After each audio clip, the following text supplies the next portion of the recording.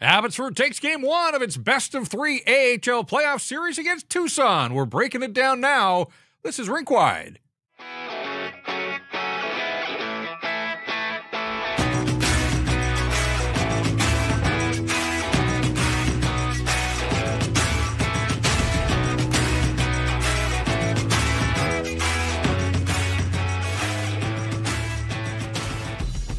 And we welcome you inside the Rink Wide studios in downtown Vancouver. You know the show as Rink Wide Vancouver, but of course the Vancouver Canucks aren't in the playoffs, but their American Hockey League farm team, the Abbotsford Canucks, have opened the postseason, and they've done it in style with a 4-3 victory over the Tucson Roadrunners out of the Abbotsford Centre tonight.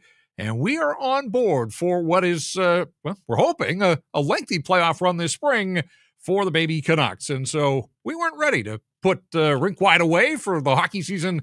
So we're going to do this after each and every Abbotsford game throughout the postseason, and that starts here tonight. So many guys that play for this Abbotsford team, of course, touched NHL ice in Vancouver Canuck uniforms this season, many of them making their National Hockey League debuts, and a number of them were part of the storyline in this hockey game, a game that Abbotsford was in full control of at 4-1 late in the second period, but a shorthanded goal by Tucson gave them a little bit of life. They scored into the third period as well to make it a one-goal game, and this game ended with a penalty shot in the final minute of regulation time. And Artur Silovs, who was called for knocking his net off its moorings, he had to step up in the moment, and he did. He came through. He made the stop on the penalty shot, and the Canucks were able to preserve the victory. 4-3 is the final, and in a best-of-3 series, massive to get the opener. All of a sudden, Tucson on the ropes. Their season can come to an end tomorrow night if Abbotsford can back things up with another victory on home ice. I'm Jeff Patterson. Dave Hall of Canucks Army, who has followed this Abbotsford team all season long, prospects writer at Canucks Army as well.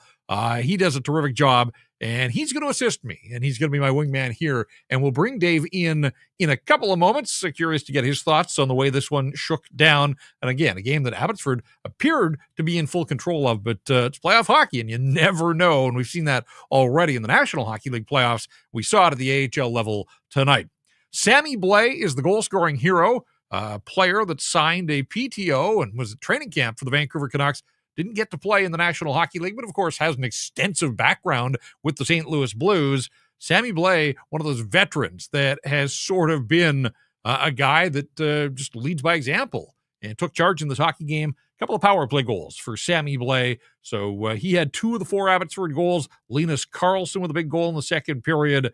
And it was Tristan Nielsen that opened the scoring, the first goal here in the playoffs. A pretty 3-way passing play. Jet Wu and Guillaume Brisebois getting the assists midway through the first period. Bit of a slow start for Abbotsford, and maybe that was some of the jitters playing at home. Whatever the case, they were able to find their footing. They got in front. They never trailed in this hockey game, although it was 1-1 after 1 and 4-2 after 2 periods of play. Tucson with the only goal of the third period, and then, as we said, the high drama late in the game in the final minute, but the Canucks able to pull away here, and they not necessarily pull away, but they pull off the victory. 4-3 is the final score. Special teams telling a huge part of this story. Want to get into this with Dave in a moment as well. Abbotsford goes 2 for 6 with the man advantage, gave up the shorthanded goal, and Tucson had 3 power play opportunities, unable to convert. Not a ton of shots on goal in this hockey game. The final shots 24-23 in Tucson's favor. So Tucson has a slight edge on the shot clock, but more importantly, it was on the scoreboard where Abbotsford had the slight edge. 4-3 is the final score. Now, Rink Wide brought to you in part by Bet365, and as we did throughout the regular season for the Vancouver Canucks, we've got our chat open. If you're watching the live stream on YouTube and you want to weigh in, if you watched this game, if you were there and you've got some thoughts, if you watched it on the stream as we did, or hey, maybe you didn't, but you want to know what went on, then we're happy to have you, and that's why we're going to do this post-game roundup after each and every one of these games. Super chats are available if you want your thoughts to get through to us here. Hit us up with a super chat. You know the drill by now. It all supports our charity partner, the BC Mental Health Foundation, changing the face of mental health and addiction by supporting breakthroughs in care, public understanding, research, and knowledge exchange. The show's not going to change much. We'll have all of our usual features, the 3 stars and the stat that stands out. And we'll look around at the out-of-town scoreboard at both the NHL and the AHL levels as well. A whole lot of analysis in and around all of that. But I do want to bring Dave Hall here in a moment. And before we do that, want to tell you that this segment of Rink Wide is brought to you by your Pacific Toyota dealers, and they want to tell you about the Toyota BZ4X, a 100% electric vehicle backed by the peace of mind of knowing it's a Toyota, and that spark and joy you get when you pass a gas station knowing that you don't have to stop. All sorts of cargo capacity, can fit the kids and their friends and the dogs and sporting goods, you name it. You can get it all in there. It's got the cargo capacity that you would expect from an SUV, and it can handle any terrain, so it can take you from the city to the slopes. When you choose the BZ4X, you can get up to $6,500 in rebates and incentives, and now you can finance a 2025 BZ4X from 0.99% APR for 36 months. Visit shoptoyota.ca or your local Pacific Toyota dealer today. All right, let's bring in Canucks Army prospects analyst Dave Hall, who watched this game as I did as well. Dave, great to get you on here. Great start, obviously, for the Abbotsford Canucks. Made it a little difficult on themselves late in the hockey game, but Artur Silovs came through with the save that he had to have on the penalty shot with 35 seconds to go. And from there, Abbotsford able to pull it out. Just some general thoughts. What did you make of the opening night of the playoffs? Well, I thought we were in for an all-nighter. I'm not going to lie; that was as close of a call as you can get. But no, I thought it was a great game. To be honest, as you mentioned already off the top, it was a bit slow at the starting. I thought Tucson obviously came on a little bit at the end there. They scored that goal, obviously had the penalty shot, but other than that, I thought Abbotsford, took this game. I was, after the second period, I expected them to take this one home, but it was the nail biter at the end, and thanks to Sammy Blais, the Stanley Cup man himself. They managed to pull it out. So great game, good start. And now they're just one away from going to the next round. So it's funny, and maybe not a laughing matter for the Abbotsford Canucks, but at 4-1 and on the power play with the 5-minute boarding penalty to Austin Pagansky, and you just thought, okay, if they can extend their lead, make life easy on themselves, and they can start to focus on the second game and starting to think about eliminating this Tucson team. And maybe they did start to think that because they got their paths crossed on the power play, give up the odd man rush on the shorthanded effort, and ultimately it was Travis Barron moments after Blais' second goal. And instead of Abbotsford adding to a 4-1 lead, now all of a sudden it's 4-2. And if you're Tucson, a little bit of life. And sure enough, they got the next goal as well in that third period. But that second period had an awful lot going on. Totally. And to be honest, that's not something we've seen a lot. Abbotsford was the only team in the league to not register a shorthanded goal this season. And of course, it comes at a big moment like that where they have a chance to, could double, triple their lead with a 5-minute penalty. So yeah, that was a game breaker right there. But luckily they were able to pull it out. When I look through my notes in that second period, though, moments before Linus Karlsson scored, just utter domination for Abbotsford, probably their best shift. I thought maybe the best sequence of the night in terms of territorial play, just wearing down Tucson. It kind of felt like a matter of time before they got a goal, and sure enough, Karlsson off the bench walks into the left circle there and looked like a guy that has scored a lot of goals at the professional level, whether it was in Sweden, whether it was the AHL, or of course got his feet wet in the National Hockey League in terms of scoring some goals this year as well. I mean, at the end of the night, you look at the guys that scored. Those are the guys. Blais with the NHL experience, as you said, the Stanley Cup experience. Linus Karlsson, this team's MVP, and finished the year strong with the Vancouver Canucks. I thought Max Sasson had a terrific night as well. Archie Baines with a couple of assists. I mean, those are the guys. Abbotsford's best players ultimately outdueled Tucson's best players. Yeah, and I think on that Linus Karlsson goal, yes, he had a great shot. That was a great play by Karlsson, but it's a great heads-up play by Archie Baines as well. Just noticing Baines, Karlsson rather, coming off the bench, streaking down the wing, and he just sends a nice little, as you'll see here with the clip, it's just a perfect heads-up play to notice that. And so it was great. And yeah, like you said, I thought Max Sasson was probably the best player, at least in the first, if not most of the second. But as usual, he came as expected, just flying all over the ice. He got the first couple shots of the game. I just thought he was probably my go-to early on. He was my go-to along with Victor Mancini. I thought from the back end, he also had a pretty strong game. But it was one of those games where you assumed those guys were going to get goals at this point because they were just flying all over the place. And not only with the goals, what I really appreciate was with guys like Sammy Blais is they were delivering hits too. I thought they were really hard in the forecheck. I know Sammy Blais delivered a pretty big hit earlier in the first to kind of get things going. They had a bit crushed Russo. Yeah, crushed him. And, it was nice because you could tell there was a little bit of nerves going back and forth. So I thought, him and Tristan Nielsen getting down low and getting some big hits early on really changed the pace there. I mentioned the Poganski hit on Akito Hirose. First and foremost, I'm glad that Hirose was able to pick himself up and dust himself off, and he stayed in the hockey game because that's that hit that we always talk about, trying to get out of the game. Like between the numbers, it was as textbook a boarding call as you can get. And he's in that danger zone as we show the replay there too, 4 or 5 feet away from the boards and gets propelled in. And I was worried for him initially, but got himself up. But look, the refs made the right call. I mean, that's textbook boarding. That's a major penalty all day long. All day long. And of course, you don't want to see that with anyone, but you never want to see that with Hirose either, just with his history. But I was a little surprised that he stayed in the game. They gave him the 5-minute major, but Poganski did ultimately stay in the game after serving the 5. So I was a little suspect with that. But yeah, textbook boarding, right in the numbers, and thank goodness he was able to finish the game there. Obviously, a lot of attention, there always will be, on Jonathan Lekkerimäki, Canucks top prospect, and at his moments. First of all, do we know why he's wearing the full bubble? It happened to be the one game that I missed. I think he got clipped up high, as far as I know. Like I said, that was the one game I missed, of course. And next game he had the bubble. So, not to put you on the spot there, but it jumped out at me when I saw practice today. They had some pictures, and I was like, oh, that's he had it last game too. Okay. I'm curious your thoughts on his night. He finishes with a couple of shots on goal, doesn't find the score sheet, but obviously with the amount of power play time that Abbotsford had, he prominent in that regard, just in terms of puck touches. I thought his best chance came off the rush in the first period in the slot. Good look. You give him that chance a bunch of times, he's going to score. He didn't on this occasion.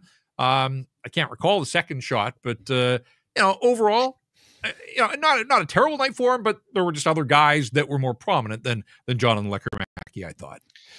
I completely agree. I've actually thought that since he's been dropped down, to be honest, there hasn't really been a game. Could have been the one game that I missed 2 games ago, but he just hasn't had that same oomph that we saw from right before he got brought back up to Vancouver. So that's just kind of been the game so far. He's been getting shots here or there, but you just haven't seen that dynamic game changer, which is what you want to see from a guy like Lekkerimäki. So it's I don't want to put too much pressure on the kid. It's his first playoff game down in Abbotsford, but at the same time, goal scorers got to score goals. And he was, if it was like even on that one shot in the first period that you were mentioning, that's all Archie Baines and Ratu. Archie Baines makes the nice drive up the ice, to get by the guy, blast by him, gets it to Ratu, and he just makes a beautiful little slip pass to send Lekkerimäki all alone. And yeah, I'm looking for more. I've been looking for more since he came back. So hopefully, back at it tomorrow. So hopefully we'll get a goal or two from him there. But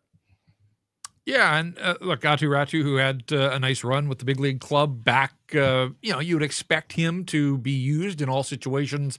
Noticed him taking some faceoffs, but he took a couple of penalties too, which, something that I'm sure he'll want to clean up. They were both slashing penalties, one late in the first period and one in the second period. So You want him to be physical. I'm not sure you want the stick work necessarily. His stick can be put to better use, winning faceoffs. Interesting that they had him out there late in the game, but Chase Waters was actually the guy that took the faceoff, natural right-handed shot for a faceoff to the right of Artur Silovs, and Ratu was out there, I imagine, as insurance, but I was just surprised, given his experience, that he wasn't the guy digging in, but maybe it was just the fact that a natural righty stepped into the faceoff circle and ended up winning the draw there. So moot point in that regard. Well, and Chase Waters, yeah, sure. Like Chase Waters is also a bit of a bulldog, to be quite honest. He's I know Ratu is obviously the faceoff guy, but Waters has been a low key, like unsung hero for this team all season. And so, he's great on the faceoffs. He'll do what he can to win those. And I will say with Ratu, one thing that's been throwing me off all game is he switched his stick to all black. He's got the black stick and the black tape, and those are just weird little nuances that I pick up on, and I couldn't get out of it. So. We mentioned the penalty shot. I mean, always fascinating to see a penalty shot, especially in a high leverage situation like that in the final minute of a 1-goal game. Didn't really get a great replay on what Silovs did, but I'm assuming the call was that he knocked the net off the moorings. So, interesting, and I don't know all the reasons behind. Tucson picks a defenseman to take the penalty shot. Actually made a decent move, but Silovs stuck with him.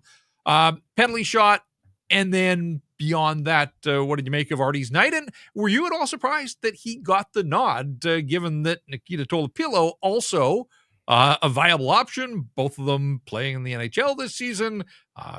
Both of them have had their moments down on the farm. Were you surprised that Silovs got the nod for the playoff opener? Personally, no.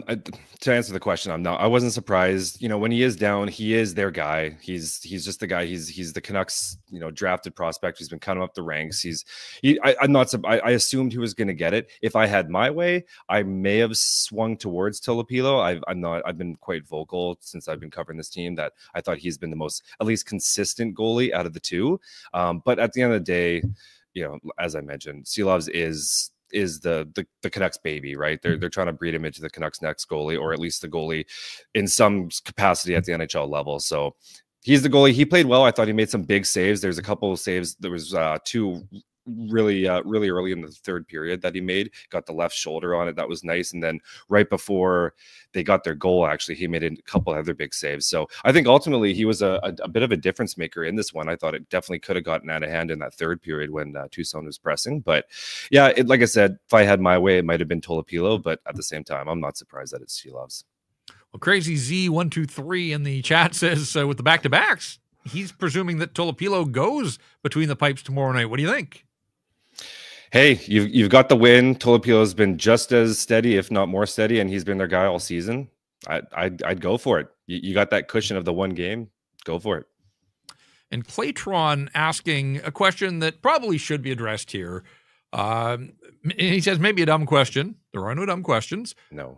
What is the reason for Elias Pettersson not playing? And of course, this comes back to the NHL trade deadline and papering guys down. They had to be on the AHL roster on the NHL trade deadline to be available for the playoffs. The Canucks organization made a decision here with Elias Pettersson, and I'm not sure that I totally agree. As good as he looked at the NHL level, I mean, talk about getting experience. He's still so young and would just be another significant piece, but he wasn't eligible. So his season is over, at least in terms of North American. I don't think he's going to play for Sweden at the World Hockey Championship, but he wasn't there.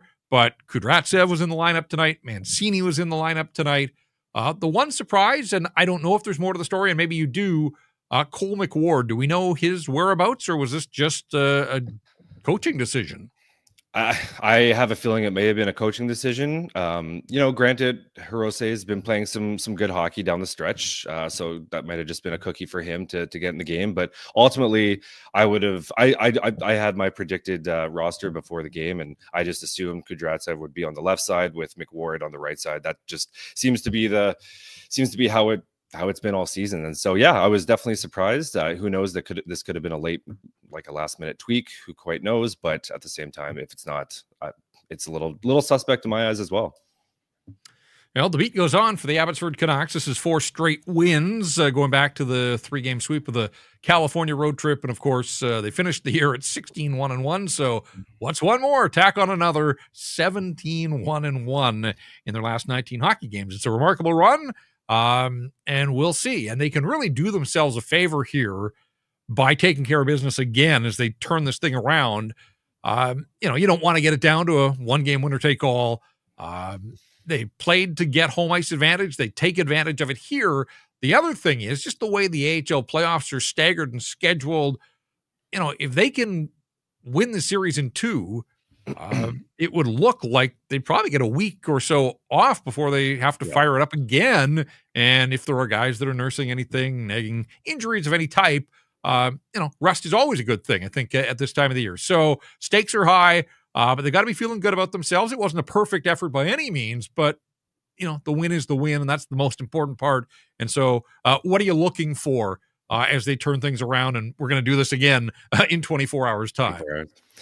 Yeah, I mean, they got to make sure they come out flying like they did today, because as much as this Tucson team is the 7th seed, they came in clutching and grabbing in that 7th seed. They fought a hard way to get into the playoffs, and so they're ready. And they showed it in that 3rd period. They're not going to go out without a fight. So I agree. You don't want to, even though they should, in theory, take this series. They don't want to take that to Game 3 and force a potential loss. So, and if they do make it on, at this point there's no easy teams. It was such a tight division that any single team that they play on, even though it's not going to be that 1st seed, is going to be a tough out. So tomorrow it's just same old. They got to make sure they keep on that forecheck, and all those top players have to keep that speed up and have to keep pushing, and hopefully we see a little more from Jonathan Lekkerimäki. So well, so much fun. We're going to do this again, and hopefully we get a chance to do this for weeks to come here, and they get on a lengthy playoff run. We shall see how it goes, but great first night, and great to get you involved in Rink Wide, so I appreciate all of that. What are your plans in terms of playoff coverage? What are you going to see at Canucks Army from Dave Hall after each of these games? Yeah, pretty much status quo. I have a Farmies that I'm going to be dropping later tonight. I'm just working on it as we speak. So pretty much as long as I'm available, which I'm going to make sure that I am for the playoffs, we've got Farmies as long as there's games to cover. All right. Well, it's a date tomorrow night. Let's do it again. Game 2, the Canucks and Tucson, and we'll see where the series stands. Of course, if a 3rd game is required, they'll take Friday off. Game 3, which would be a Game 7. Essentially, the winner take all would go on Saturday night. Dave, terrific stuff. We look forward to the Farmies. People can find that at Canucks Army, and we'll be all over anything that happens with this Abbotsford team throughout the playoffs. Dave will be leading the charge. So great stuff here on Rink Wide. Thanks for doing this, and we'll catch up with you tomorrow. Absolutely. Thanks for having me. See you in 24 hours. Hopefully not an all-nighter. I hear you. Right. We dodged that bullet. No overtime required in this one. Dave Hall, our prospects writer here at Canucks Army, and helping us out throughout the playoff run. And yeah, I mean, our commitment is there that as far as this team goes, and they've got the potential, given the way that they finished the season, to go on a lengthy playoff run. We thought, hey, let's fire up Rink Wide and deliver the goods on a nightly basis after each and every Abbotsford Canuck playoff game. All right, let's get to the 3 stars of this one. Again, 4-3 is the final. Abbotsford takes down Tucson in the opener of the American Hockey League playoffs. And there was triple overtime last night. Coachella Valley, Seattle's farm team, took care of the Calgary Wranglers, but needed parts of 3 overtimes there. So none of that. This one was settled in regulation time, and a clean sweep here on Rink Wide. As far as the 3 stars go, and the 3 stars are a presentation of Greta Bar. There you go. Sammy Blais, a couple of goals, both of them coming on the power play, a couple of shots. He had the massive hit in the first period. He just looks like a veteran guy that's been through the battles. And I'll be curious. I remember talking to him at training camp in Penticton and said, you're here, on an American Hockey League contract, but do you still feel like you're a National Hockey Leaguer who's just not in the NHL right now? And he said, absolutely. And so, I think by all accounts, he's had the right attitude down in Abbotsford, leading by example here in the playoffs. And, I wonder if there is another act in the National Hockey League for Sammy Blais. We shall see. Arshdeep Bains, just solid as he usually is at the AHL level, led this Abbotsford team in scoring. and is off to a nice start with a couple of assists. And we showed the clip. I mean, that rink-wide pass onto the stick of Karlsson, just put it into space. Karlsson skates onto it. Baines also picking up an assist on the first of the two Blais goals on the power play. And there's Linus Karlsson, what looked like a big goal at the time to take a 2-1 lead, a tight game, and extend the Canucks lead to 3-1. Ultimately, they'd get it to 4-1, and then they had to sort of hold on down the stretch. Didn't love the way Abbotsford played the third period. We've seen enough of that at the NHL level from the organization, sort of sitting back and protecting. But Linus Karlsson with a big goal, 3 assists or 3 shots on goal. It was physical. It was a handful down low for this Tucson team. So a clean sweep for the Abbotsford Canucks here on Rink Wide. Those are your 3 stars. And the 3 stars are brought to you by Greta Bar, YVR, all the big screens. There's not a bad seat in the house. All kinds of arcade games. You can order off the terrific new street food menu. They've got weekly drink specials as well. Greta Bar, the place to be. 50 West Cordova. Greta Bar. Let the games begin. All right, out of the 3 stars and into the stat that stands out. And Dave mentioned this, but it is kind of funny the way it played out here. This is an Abbotsford team that went all season long and didn't surrender a shorthanded goal. And at 4-1 and seemingly in full control late in the second period. And Travis Barron, who was, I thought, probably the best Tucson player. Kyler Yamamoto kind of comes with the biggest profile, name recognition.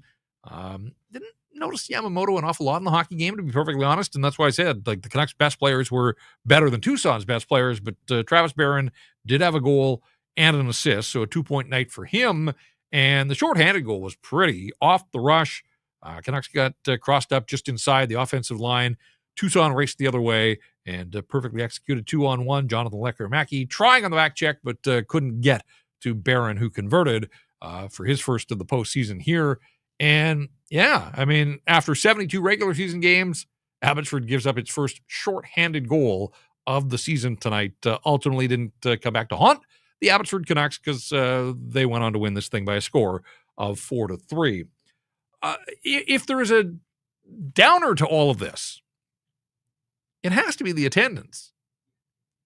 Announced at 3,760, 3,760. In a building that holds basically twice that many people. Now, I know it's midweek, but these are the playoffs, and this Abbotsford team isn't sneaking up on anybody.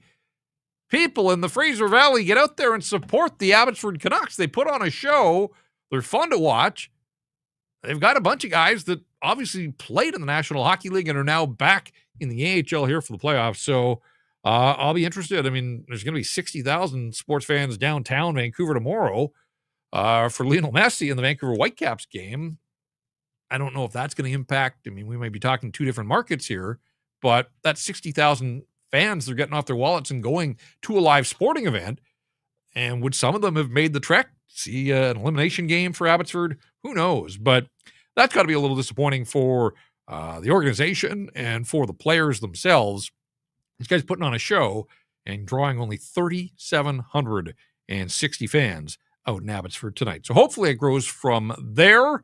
If it gets to a third and deciding game on a Saturday, you'd think that would probably put a few more people in, get to the weekend.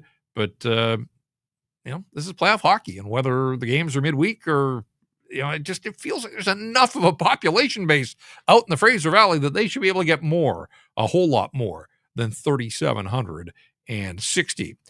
We should get back to the stat that stands out. I forgot to mention that that is a presentation of our good friends at Resurrection Spirits. And, of course, the sun is shining. Golf season for so many is now underway. And Resurrection wants to tell you about Bogey Juice. It's crafted with a tantalizing blend of crisp apple flavoring and kickin' ginger for that refreshing zing. Every shot of Bogey Juice, like a hole-in-one for your taste buds, sweetened to perfection with simple syrup and made even smoother with top-shelf vodka. It's the only juice that's guaranteed to make your golf buddies beam with envy despite the score it refers to. Check out bogeyjuice.com. Yeah, got a website, bogeyjuice.com for more info, and you can use promo code SP15 for 15% off Bogey Juice product and merchandise. Credit to the Vancouver Canuck organization. The big league team is done. but they've got resources, and so they reallocated. And I love the fact that Al Murdoch, the big voice, public address announcer, best in the business, gets called to all the big-time Showcase League events. He was out there in Abbey, and so giving it that big league feel, I thought that was kind of cool. I like the playoff slogan, never satisfied. Canucks are all about their slogans, all together, all in, embrace the hard. But the playoff slogan for the Abbotsford Canucks, never satisfied. And so even though they were winners tonight, I'm sure Manny Malhotra had some areas of the game that wants to see his team clean up. And so we'll see if they're able to do that as they get the quick turn here. And I do wonder, if you believe that you've got two goaltenders that can get the job done and you're playing back-to-back, should that not be an advantage for the Abbotsford Canucks? We'll see how they approach game number 2, which goes at 7 o'clock tomorrow on Thursday. And we'll also see if there are any lineup changes. Again, not sure of the reason why Cole McWard was not available for the Abbotsford Canucks, but ultimately he was sort of the biggest name that wasn't in uniform here for game number 1. And we'll see if things change as they get right back into action on Thursday night. This is a 44-win team. Only one other team in the American Hockey League had more wins in the regular season, and that was Laval, and they finished atop the tables and the standings. Manny Malhotra's done an incredible job out there in his first year, and made even better when you consider how many guys were doing the Abbotsford to Vancouver shuttle and how many weren't around and available to him on a lot of nights. And so he's found a way to keep it together. Danila Klimovich led this team with 25 goals in the regular season. Watched him closely tonight. Didn't see an awful lot there, although when we talked about that one shift in the second period where Abbey absolutely dominated and then it led to Linus Karlsson's goal, I thought Klimovich, on the preceding shift, he and his line mates did some terrific work down low, controlling the play, controlling the puck, grinding down the Tucson defenders, and ultimately that allowed the Canucks to work the puck to Karlsson and scored there. We mentioned that Archie Bains led this team. He had 43 points in the regular season, and of course adds to his totals here, although everything starts new. But he and Sammy Blais, both 2-point nights, and they are your Abbotsford Canuck playoff leaders after one game. When I asked Dave about if he was surprised that Artie Silovs got the start, Silovs was 14-5-1 at the American Hockey League level. Nikita Tolopilo actually had 20 wins this year. And so, again, Silovs had a tough go at the National Hockey League level. Tolopilo got in his game late, but they both played in the NHL, and now they're both there as a 1-2 punch. That's got to be one of the strengths, you would think, for this Abbotsford Hockey Club. And so I am curious to see how Manny Malhotra handles his goaltending as they get ready for game number 2 on Thursday night out in Abbotsford. All right, Rink Wide's not going to be as long after the Abbotsford games as it was after regular season games for the Vancouver Canucks, but we certainly want to do this on a nightly basis. So one game already in the books here, and now you know, if you didn't already, that anytime that the Abbotsford Canucks play here in the postseason, we're going to fire up Rink Wide right afterwards and break it all down, and hopefully Dave Hall is going to be there, and we'll see if we can work in some other guests as we go. And I say the show's not going to be as long as Vancouver Canuck regular season games. Look, if Abbey gets on its incredible run and they go deep into the Calder Cup playoffs, my guess is that more people will get on board and more content, and the shows may go a little bit longer. But just in the early going here, we wanted to make sure that we had a little bit of presence here. And as I said, love doing Rink Wide, love talking post-game, love this space, breaking down hockey games. And so that's what we're going to do after each and every one of Abbotsford's games here in the postseason. Rink Wide, a presentation in part of Bet365. If you want to get in on the action for Stanley Cup playoffs at Bet365, they got you from game props, player props, totals, and the money line. You can even bet on futures like series winners, conference champions, the Stanley Cup champs, and a whole bunch more. Whatever your bet, it's never ordinary at Bet365. Download the app and get in on the game. An official partner of the Stanley Cup playoffs. Must be 19 or older. Sammy Blais with a pair of goals. Linus Karlsson And it was Tristan Nielsen who opened the scoring for the Abbotsford Canucks. Those were your goal scorers. Artur Silovs ends up making 21 saves, and none bigger than a penalty shot on Maxim Suber with 35 seconds remaining.